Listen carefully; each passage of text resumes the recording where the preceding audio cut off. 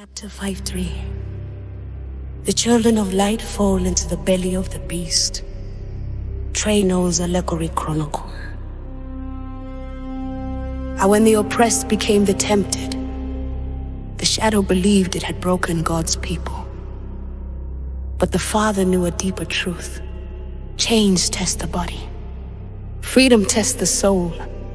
For generations, the oppressed held tightly to the light because it was the only warmth they had. But when the age of chains ended, when empires collapsed and the children of darkness shifted into subtler disguises, another trial emerged. The temptation to become like the beast that once devoured them. The same kingdoms that brutalized the image bearers now welcomed them with open arms, smiles carved from the very knives that once cut them. They offered, status, assimilation, the illusion of equality. But these were not gifts of light, they were bait. The beast extended its hand, and many, weary from suffering, accepted it. Never noticing the table they sat at was built atop bones. Are Europe's curse? A whisper that never died. Empires fell, chains broke, colonies rose into nations. But Europe's ancient curse did not die. It simply changed vocabulary. It no longer said, enslave them. It now said, define them. It no longer commanded, destroy their nations. It now declared, rewrite their identity. The curse evolved, racial theory disguised as science, assimilation disguised as enlightenment, supremacy disguised as theology, imperial greed disguised as modernization. The shadow whispered through Europe's clean white halls, if we cannot break them with chains, we will break them with identity. And this curse traveled across oceans, embedded in systems, institutions, and nations that believed themselves free from darkness. The misbehavior of the children of light. As history marched forward, tragedy unfolded. The children of light forgot the light. Suffering had forged their strength. But comfort dulled their discernment. Freedom gave them voice, but luxury silenced their memory. Some began imitating the oppressor. Some turned against each other.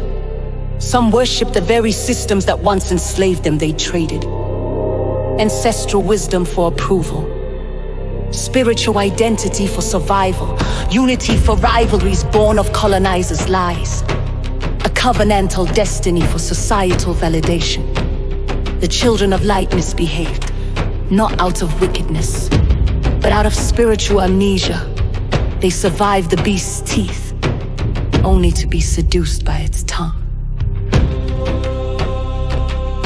I read the belly of the beast, the new slavery.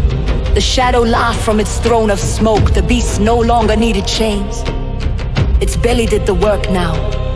It devoured through economic traps, cultural indoctrination, laws masquerading as justice, media that numbed the soul, propaganda that rewrote truth, ideologies that glittered but decayed the spirit. The children of light entered willingly, believing they had found opportunity. The belly was warm, comfortable, full of praise and distraction. They did not see the bars or feel the chains or hear the whisper. If we cannot enslave their bodies, we will consume their minds. Be the remnant who refused to bow, yet not all bowed to the beast. Across continents and islands, a remnant awakened. Those who carried ancestral memory in their bones. They remembered what the world forgot. They recognized the curse behind the mask. They heard the whispers of their elders echo through time. These were the ones who declared, our history will not be erased. Our identity cannot be rewritten. We are more than what the beast calls us. They reclaimed languages once forbidden, traditions once mocked, spiritual truths once outlawed, unity once shattered by colonizers, dignity once buried beneath oppression. The Father whispered to the remnant, you are the ones the beast feared. Europe believed its curse eternal. The beast believed its belly unchallenged, but prophecy had already spoken. The persecuted will rise, the forgotten will remember, the confused will awaken, the misled will return to light. The remnant will lead a global restoration. For the final war will not begin with armies, but with memory. Light flickered again in the hearts of the oppressed, small at first, then growing, then blazing. The belly of the beast trembled, not from hunger, but from fear. For once the image bearers remember who they truly are, the beast can no longer digest them.